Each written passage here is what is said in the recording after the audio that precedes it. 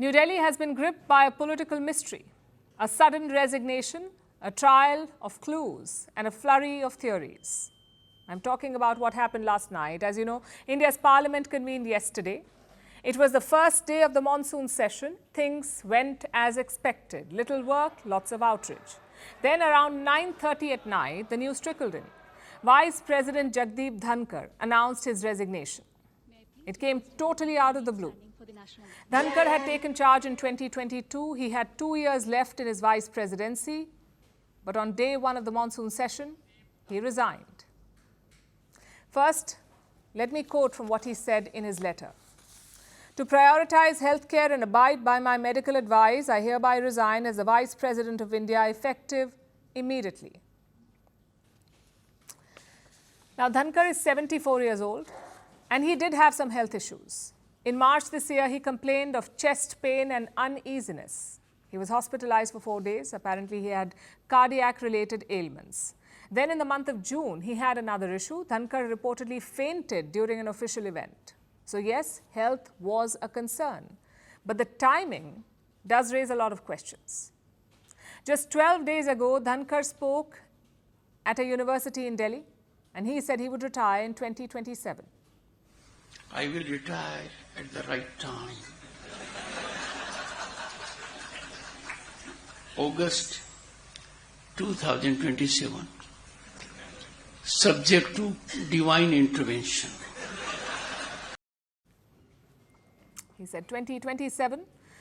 So that's the first red flag. Dhankar explicitly said, in fact, that he would retire in 2027, and yet he resigned yesterday. The second red flag is a press release from yesterday. Around 4 p.m., Dhankar's office posted an update. They said he would travel to Jaipur on Wednesday. Hours later, he posted his resignation. So did something change in those 5 hours? Or was the staff unaware of the plan? As of now, we don't know. Which brings us to the final red flag. Why wait for the first day of the monsoon session? If the plan was to resign, why not do it before? Why attend one day, preside over the Rajya Sabha, adjourn it, and then resign? It certainly does sound fishy. The opposition is not buying the official version. They think that something more is at play. His resignation remains somewhat of a riddle, which is at the moment wrapped in a mystery and rolled in an enigma, because the abrupt circumstances or the abrupt manner in which he resigned without any attendant circumstances to accentuate it is intriguing, for the lack of a better word. The Congress party is all praise for Dhankar. They say he was a stickler for norms. I guess there is no shortage of irony in Indian politics, because the same Congress party, remember, tried to impeach Dhankar last year. But now they're praising him. Of course, that's a different conversation. For now, let's focus on what happened here. Many theories are doing the rounds. Some say Dhankar was asked to make way. For whom? Bihar Chief Minister Nitish Kumar. As you know, Bihar is heading to polls this year. The BJP is eyeing a bigger share of seats, but for that, they must appease their coalition partner. And what better prize than the vice presidency? Another theory talks about a rift. 2 judges are expected to be impeached in this monsoon session. The plan was to begin this process in the lower house of parliament, which is the Lok Sabha. But Dhankar began the process in the upper house, the Rajya Sabha. As vice president, he presides over the Rajya Sabha, so he began the proceedings yesterday. Some reports say the ruling party did not like that. The fact is, we don't know. So instead of speculating, let's look at the path ahead. The Indian Constitution does not allow an acting vice president. So as of now, that post is vacant. Legally, there is no timeline for electing a new one. The law says as soon as possible. And that job falls upon the Election Commission of India. They will decide when the voting will happen. And who will vote? All the MPs from the Lok Sabha and the Rajya Sabha. All of them can vote. And who can contest? Indians over the age of 35, any Indian over the age of 35 qualifies to contest. The ruling party and the opposition propose candidates. After that, it's down to voting. Every member of parliament must rank the candidates by preference. 1, 2, 3, 4, and so on. They should give ranks. Now, to win, a candidate must secure a quota, basically 50% of the votes plus 1. Say 600 MPs take part in the voting.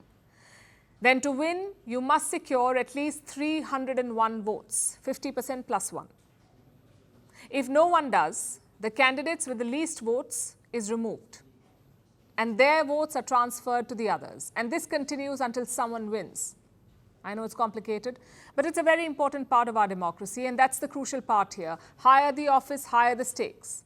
The decision to resign may have been Jagdeep Dhankar's, but there should be clarity around it. Did the Vice President inform the government in advance? If he did, when? And if he did not, why the sudden move? Secrecy does not look good in a democracy like India. Transparency, we say, is the need of the hour.